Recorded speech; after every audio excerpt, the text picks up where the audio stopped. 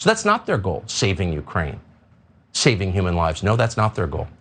Instead, the war in Ukraine is designed to cause regime change in Moscow. They want to topple the Russian government. That would be payback for the 2016 election. So this is the logical, maybe the inevitable end stage of Russiagate. Now, we should have seen this coming because they said it out loud years ago.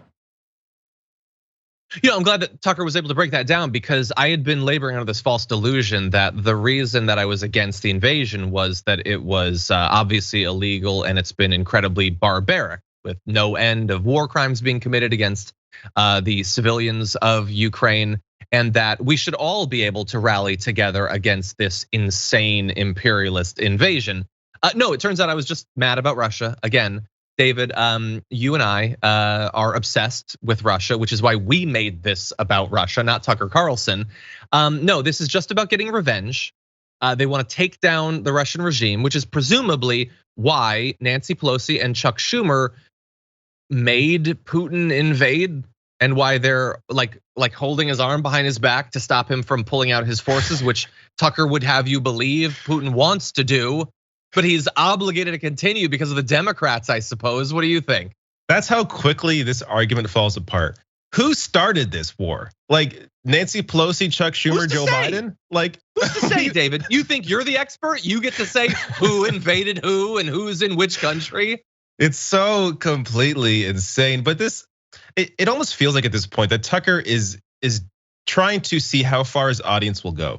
I mean, once we came out with the ball tanning, I mean, that was, I thought that was the cherry on top, but he keeps going. Like he wants to see how far he can take his audience. This is so completely insane that this is somehow the Democrats doing. Like it is, it's almost amazing it took him a few months to come up with this. Like this wasn't the beginning of his commentary, but you've seen like he shifted all around during this entire war about, now it's Ukraine's fault because of chemical biolabs that are happening, which every country has biolabs, but it's the biolabs, and now it's the Democrats. Like it's just he's trying everything, seeing what sticks to the wall, and now it's the Democrats' fault. It's so bizarre.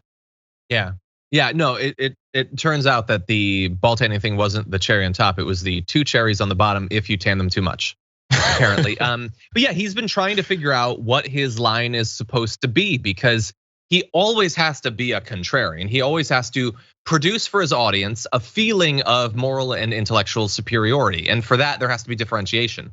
They can't, again, it's just like with COVID. We can't all be a part of the solution together.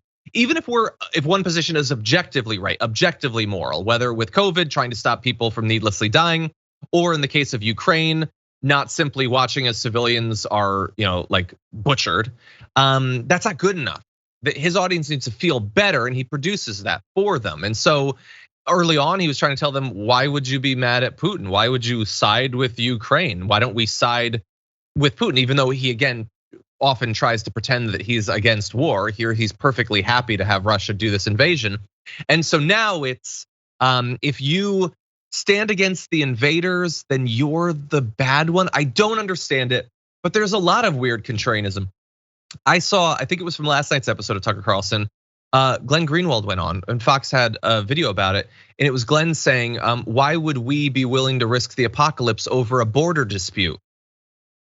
It's a border dispute, that's all it is. It's just, they're just disputing borders. It's not that tens of thousands of civilians have been killed in basically every city in the entire country. And the stated goal of Vladimir Putin is to take over the entire country and remove their regime.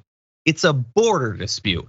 But this is what makes it so hard for us to ever come together as a people. There are so many contrarians and grifters who are spreading absolute bad faith, intellectually dishonest arguments that we have no common ground of values. Nothing, not even the easiest stuff, like being against needless tens of thousands of grandmas dying to COVID, David. It's frustrating. Yeah, it is frustrating because regardless of the issue, regardless of, as you said, COVID or a war, like things that are obvious. Hey, this virus is bad. It is killing millions of people. Others are getting very sick. Maybe we should do something about this. Hey, here's a vaccine. Take the vaccine. This will help. They have to fight that. Why? Or a war. Yep. Here's the invader. Here are the people being invaded. Here is what is happening. But you have to make that an issue. You got to be contrarian about that. Like there's no end to this crap, and it's honestly it's exhausting. Like seeing this every day, seeing what new garbage is out there every day, knowing how full of crap they are. It is tiring, but also you have to be aware they want that. Like they want us to be exhausted. They want us to give up. They want to inundate us with all this garbage so that we just stop and we give up. We can't. So as you know, as tough as this is, as depressing as a lot of this is, as much garbage they're putting out there, we have to be there to fight back and push back against this. Because if we don't, ultimately they get what they want. Exactly. Yeah. It's exhausting to see it, never ending, becoming more bizarre and twisted with every passing day. But then also, it's an added layer to see them becoming wealthy and famous off of it, like actively working to kill their own audience and all that. That is frustrating. Anyway, we just wanted to briefly touch on a report from the New York Times over last weekend. We haven't talked about it so far this week, but analyzing Tucker Carlson's commentary for a long time. Now, we didn't need to delve into that quite as much as some because like we've been talking about that for literally years. The idea that he's a white supremacist, we did not find to be a particular surprise here. But there were a couple of little rhetorical tricks that he used that we thought were worth making sure that you know about. One is that, as David was saying earlier, on the right, you desperately want to feel constantly like you're a victim at all points. And Tucker provides that for them because they are a victim. They're under assault. And you might wonder, well, from whom? Well, it turns out it's from they. They are coming for you. And so he will very often use theys in basically every, you bring up this first graphic. They are the ruling class. They threaten everything you believe in. And he loves that term ruling class.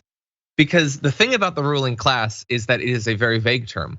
Who is the ruling class? Now, it would be reasonable to say, well, isn't like the billionaire former president a member of the ruling class? No. You don't have to have that be a part of your worldview. You don't have to incorporate that. The ruling class is whatever Tucker Carlson needs it to be, even though he's the heir to a fortune and is the most watched member of right-wing media. He obviously is a part of, if the right is ascended, if they're in power, he's a part of that ruling class. But he gets to criticize something that he himself is a part of, and all those he supports for higher office are obviously a part of, who will do the bidding of that ruling class. He still gets to use the term in the most shallow, transparent populism that we've ever seen as a people. And that is what he uses. Everything is vague. And it works really well, unfortunately. We can identify it. We want our audiences to be aware of what he's doing, David, but his audience doesn't seem to mind it. I mean, they didn't mind when he was trying to get them killed from COVID. They certainly aren't gonna mind that he's gaslighting them about what he wants to accomplish politically. Yeah, if he actually cared about the true ruling class, then he would support unions. Yet on his show, he said on his show while he had Chris Smalls on that he doesn't support unions. So you're against the ruling class, but you don't support the working class organizing to fight the ruling class. So the ruling class to him is really whatever you want it to be. I mean, if this is ultimately what he's playing to, it's a cultural fight. So the people watching Tucker at home, his diehard audience, they're thinking, oh yeah, those champagne drinking liberals, like that's in their mind. But yeah, Tucker doesn't drink champagne. He doesn't go to these parties. As you said, he's an heir to a fortune. Like, of course he's part of the ruling class. Donald Trump, of course, a part of the ruling class. But he's vague enough that it allows him, or it allows his audience to think, oh, they are the ruling class, whoever they are in that person's mind, and he isn't. He is fighting for them, even though he is the top-rated show on right-wing media and is making millions upon millions and is an heir to a fortune. Like, it is so, like, again, it involves no thinking. You stop for 1 second and analyze this. It is so obvious how he is tricking people, but how his audience gets fooled is amazing to me. Like, how do you not just stop and realize what this person is saying to you? It is brainwashing on an incredible level. Yeah.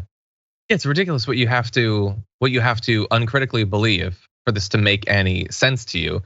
You have to believe that he despises the ruling class, hates them, and wants their taxes to be as low as possible.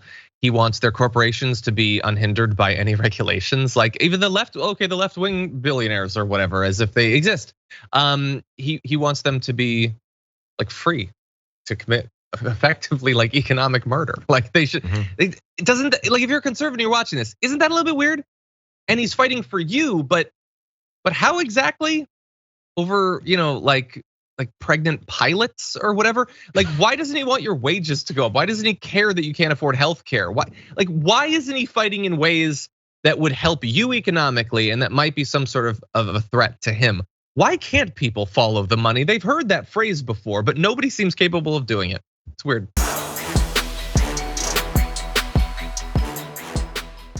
For more political news breakdowns, interviews, stories of activism, and me trying my hardest to care about the occasional big celebrity news story, subscribe to our YouTube channel at youtube.com/The Damage Report. And you can ring the bell wherever it is so you don't miss anything.